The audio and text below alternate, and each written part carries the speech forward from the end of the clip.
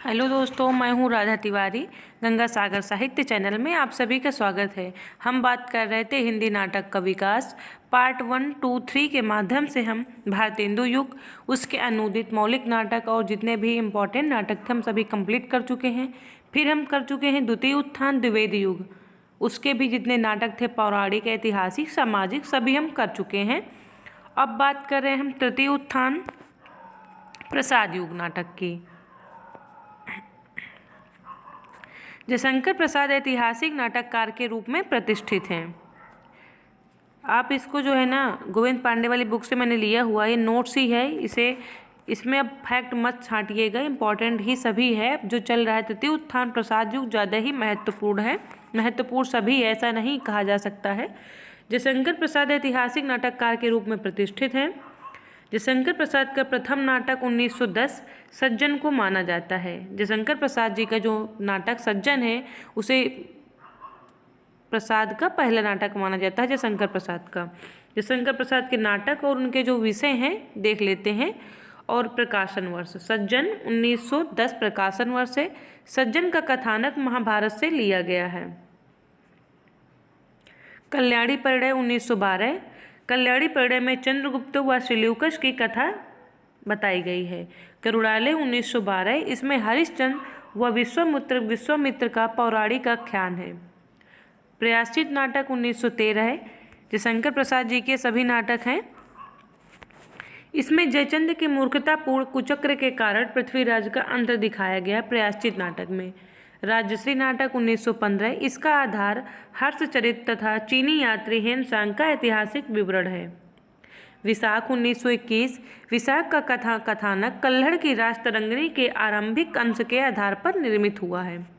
अजातशत्रु 1922, इसमें 3 राज परिवारों मगध, कौशाम्बी को केंद्र मानकर शासकों की महत्वाकांक्षा और सत्ता लिप्सा को दिखाया गया है। जन्मेजय का नाग यज्ञ, इसमें परीक्षित का प्रतापी पुत्र जन्मेजय पिता का बदला लेने के लिए नागों का विध्वंस करना चाहता है। कामना 1937, 1927 कामना संस्कृत के प्रबोध चंद्रोदय की भांति अन्योपदेशिक नाटक है। इसमें भावनाओं को नाटकीय पात्रों का रूप दिया गया है। स्कंदगुप्त नाटक 1928, इसमें कुमार गुप्त के विलासी साम्राज्य की उस स्थिति का चित्रण हुआ है जहां आंतरिक कलह, संघर्ष और विदेशी आक्रमण के फलस्वरूप उसके भावी क्षय के लक्षण प्रकट होने लगे थे।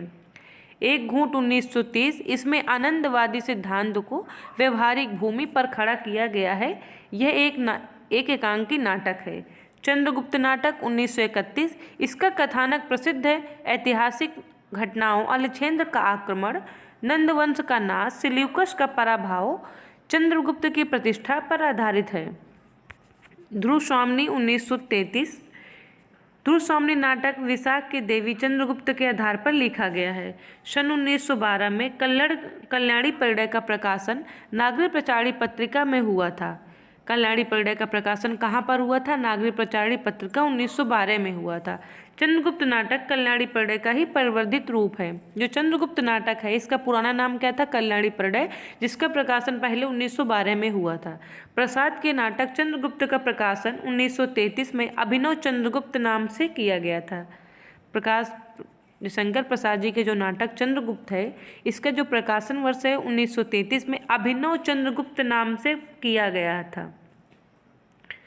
अब प्रसाद की जो नाटक जयशंकर प्रसाद की उनके पात्र कर लेते हैं, क्योंकि जितने भी हम नाटक पढ़ रहे हैं, कहानी पढ़ रहे हैं, उपन्यास पढ़ रहे हैं, निबंध पढ़ रहे हैं, उनके जो अंतर्गत विषय क्या है, प्रकाशन वर्ष क्या है, प्लस उनमें कौन कौन से पात्र आए हुए हैं, बहुत ही महत्वपूर्ण टॉपिक है, इसे मत छोड़िएगा। स्कंदगुप्त नाटक में कौन कौन से पात्र हैं देखते हैं। पुरुष पात्र पृथ्वीसेन, स्कंदगुप्त, भट्टार्क, बंधुवर्मा, महादंडनायक, पुरुगुप्त, कुमारगुप्त।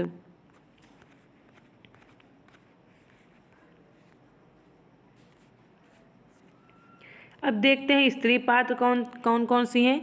अनंत देव की देवसेना, विजया, ये स्कंदगुप्त नाटक की स्त्री पात्र हैं।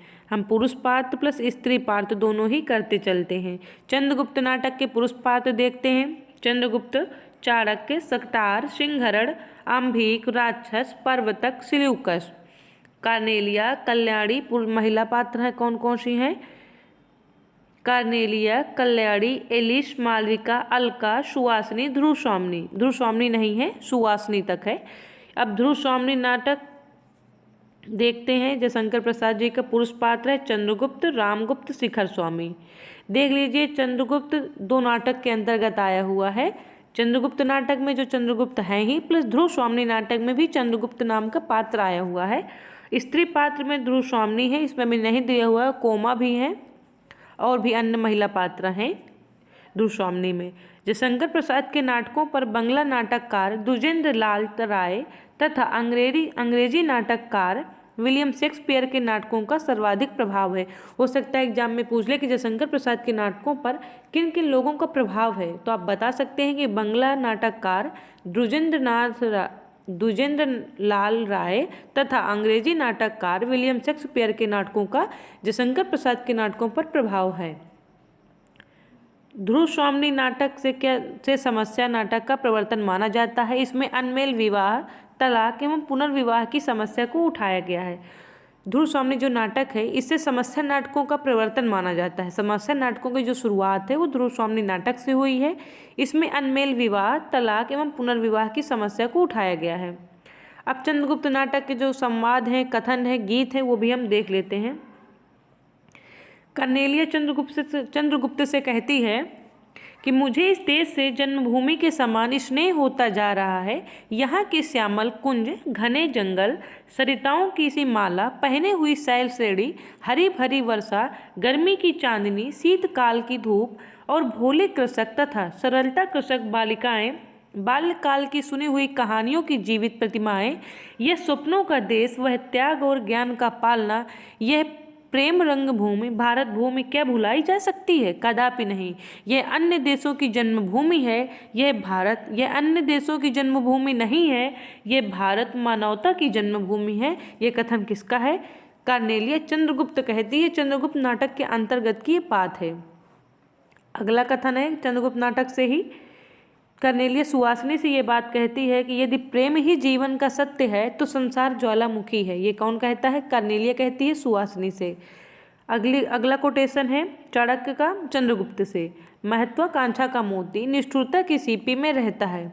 ये चंद्रगुप्त नाटक से चाणक्य की कोटेशन है जो चंद्रगुप्त से कहते हैं। अगला जो कोटेशन है किसका है? कार्नेलिया का है।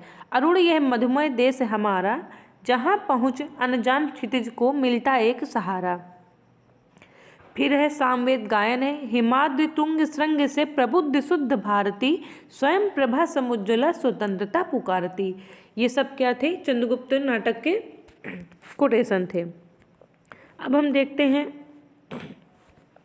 जयशंकर प्रसाद के स्कंदगुप्त नाटक के अंतर्गत जो कोटेशन आए हुए हैं उनको देखते हैं।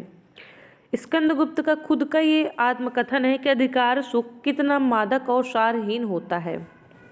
अब देखते हैं प्रसाद युगीन जो ऐतिहासिक नाटक है उनको भी देखते हैं हम साथ ही में।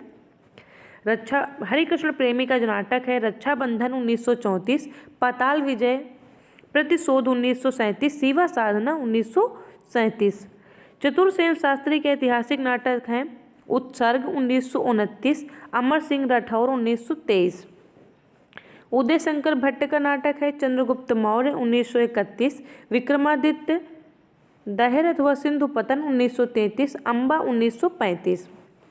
चंद्रगुप्त विद्यालंकार का नाटक है अशोक 1935, रेवा 1935। बद्रीनाथ भट्ट के नाटक हैं दुर्गावती 1925, चंद्रगुप्त 1915। प्रेमचंद्र का नाटक है करबला 1928। गोविंद वल्लभ पंत का नाटक है राजमुकुट 1935, वरमाला 1925। जगन्नाथ प्रसाद मिलिंद का नाटक है प्रताप प्रतिज्ञा 1929। पांडे बेचन शर्मा उग्र का नाटक है महात्मा ईसा। रामवृक्ष बेनीपुरी जी का नाटक है आम्रपाली। ये सभी महत्वपूर्ण नाटक हैं। अब हम देखते हैं प्रसाद युगीन जो नाटक है सामाजिक नाटक। विशंबरनाथ शर्मा कौशिक का नाटक है अत्याचारी का परिणाम 1921, हिंदू विधवा नाटक 1935। प्रेमचंद का संग्राम नाटक ऐतिहासिक सामाजिक नाटक के अंतर्गत आता है। प्रसाद युगीन सुदर्शन जी का नाटक है अंजना 1923, ऑनरेरी मजिस्ट्रेट 1926, भाग्य 1937। गोविंद वल्लभ पंत का जो नाटक है कंजूस की खोपड़ी 1923, अंगूर की बेटी 1937। पांडे बेचन शर्मा उग्र का नाटक है चुम्बन 1937, डिक्टेटर 1937। सेठ गोविंददास का नाटक है प्रकाश 1935, उदय शंकर भट्ट का नाटक है कमला 1935। अब हम देखते हैं प्रसाद योगिन जो हास्य व्यंग्य प्रधान नाटक है उन्हें भी हम देख लेते हैं।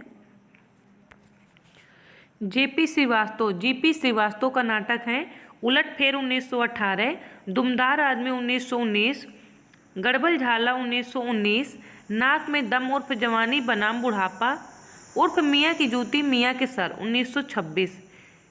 ये सब नाटक चल रहे हैं जीपी श्रीवास्तव के जो हास्य व्यंग्य प्रधान हैं।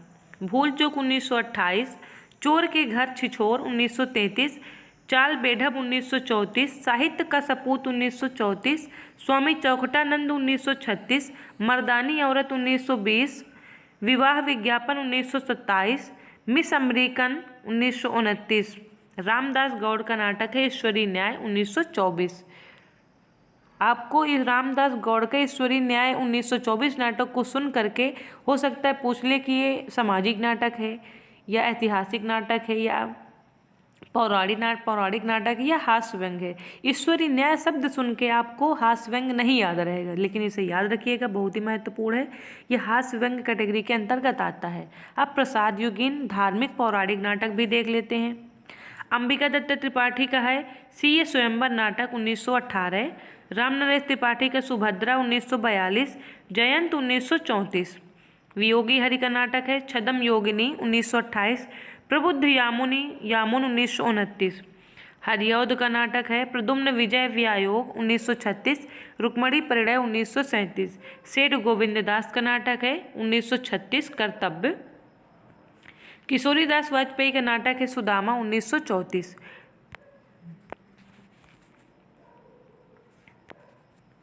माखनलाल चतुर्वेदी का नाटक है कृष्णार्जुन युद्ध 1918। मैथिली शरण गुप्त का नाटक है तिलोत्तमा 1916, अनग 1925। उदय शंकर भट्ट का नाटक है सागर विजय 1933, विद्रोही अम्बा 1935, मत्स्यगंधा 1937, विश्वामित्र 1938, राधा 1940। लक्ष्मी नारायण मिश्र को हिंदी में समस्या नाटक का जन्मदाता माना जाता है। लक्ष्मी नारायण मिश्र के जो नाटक हैं उन्हें हम देखते हैं, बहुत ही महत्वपूर्ण है, आपको हर एग्जाम में मिलेंगे ही। जिसमें हिंदी साहित्य का इतिहास पूछा जाएगा उसमें लक्ष्मी नारायण मिश्र, लक्ष्मी नारायण लाल के नाटक जरूर पूछे जाएंगे। अशोक 1927, सन्यासी 1930, मुक्ति का रहस्य 1932, राक्षस का मंदिर 1931, राजयोग 1933, सिंदूर की होली 1934, आधी रात 1934। प्रतीकवादी नाटकों की सार्थक संज्ञा अन्योपदेशिक कही गई है। प्रतीकवादी नाटकों की सार्थक संज्ञा अन्योपदेशिक कही गई है। प्रसाद का कामना 1927, पंत का ज्योत्सना 1934, भगवती प्रसाद वाजपेयी का छलना 1939। ये तीनों नाटक अन्योपदेशिक नाटक की कैटेगरी में आते हैं। अब हम देखते हैं गीत नाट्य। गीत नाट्य लेखन का जो प्रवर्तन है जयशंकर प्रसाद से माना जाता है, क्योंकि जयशंकर प्रसाद के जो चंद्रगुप्त नाटक है, ध्रुव स्वामिनी हो या स्कंदगुप्त नाटक हो, सभी नाटकों में लगभग आपको उसमें गीत जो एक गायन प्रथा का प्रचलन है जयशंकर प्रसाद से माना जाता है। नाटकों में उनके अंतर्गत हर पात्र बीच में एक गायन लगा दिया जाता है कि पात्र गा रहा है। जैसे हेमाद्य तुंग शुद्ध से प्रबुद्ध शुद्ध भारती स्वयं सुधा समज्जुला स्वतंत्रता पुकारती। अब हम देखते हैं करुणालय को हिंदी का प्रथम गीत नाट्य माना जाता है। कुछ आलोचक विद्वान भारतेंदु कृत भारत जननी को प्रथम गीत नाट्य मानते हैं। अब प्रसाद योगिन जो गीत नाट्य उन्हें देख लेते हैं। जयशंकर प्रसाद का करुणालय ये गीत नाट्य है। मैथिली शरण गुप्त अनग 1925 ये भी गीत नाट्य है। हरिकृष्ण प्रेमी का स्वर्ण विहान 1930 ये भी गीत नाट्य है। भगवती चरण वर्मा का तारा नाटक, उदय शंकर भट्ट का मत्स्यगंधा 1937, विश्वामित्र 1938, सुमित्रा नंदन पंत जी का जो नाटक है रजत शिखर 1952, शिल्पी 1952 ये सब गीत नाट्य हैं। गिरजा कुमार माथुर का कल्पांतर, धर्मवीर भारती का अंधा युग 1955, ये आपके सिलेबस में लगा हुआ है नेट के। ये सभी गीत नाट्य हैं। डॉक्टर नगेंद्र ने गीत नाट्य को भावना नाट्य की संज्ञा दी है, क्योंकि जो गीत है कहीं ना कहीं भावना से निकलता है, इसलिए डॉक्टर नगेंद्र ने गीत नाट्य को भावना नाट्य कहा है, भाव नाट्य की संज्ञा दी है। समस्या नाटक का प्रवर्तन हिंदी में अंग्रेजी इब्सन एवं बर्नार्ड शॉ के प्रभाव से हुआ है। पूछ सकता है कि समस्या नाटक का जो प्रवर्तन है वो हिंदी में किसके प्रभाव से आया है? इब्सन एवं बर्नार्ड शॉ के प्रभाव से आया है। समस्या नाटक देख लेते हैं, उनके नाटककार देख लेते हैं हम।